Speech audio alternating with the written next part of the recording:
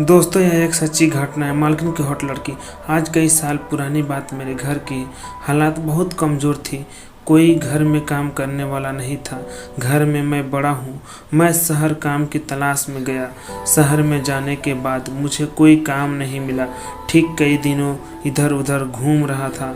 शाम की काम की तलाश।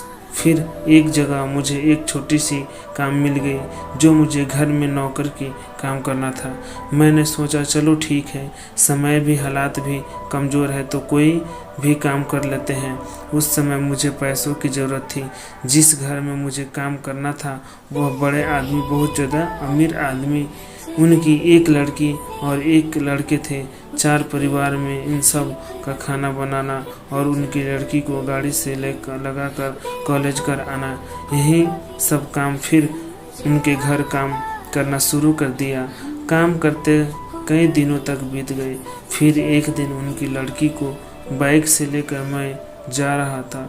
उनके पहले तभी उनको चक्कर आ गया।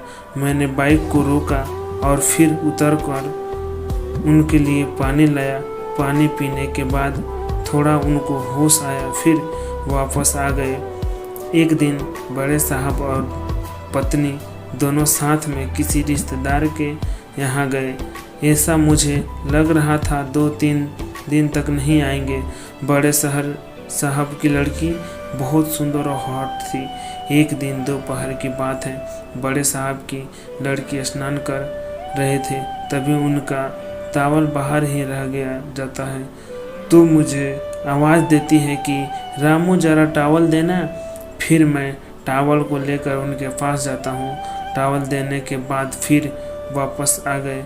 जब वो नहाकर टॉवल पहनी हुई बाहर आई तो देखते ही रह गया।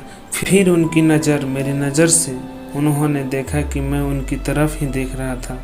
फिर मैंने अपना नज़र झुका लिया। वह भी मुझे चाहती थी। एक बार की बात है कि रात की बिजली चली जाती है। बड़े साहब की लड़की डरी रहती है। फिर वह मेरे कमरे में आ जाती है। रात में मुझे पकड़ना लगती है। उन्होंने अपनी बाहों में भर लिया। दोनों एक दूसरे में खो गए। पता नहीं चला कब सुबह हो गई और हम दोनों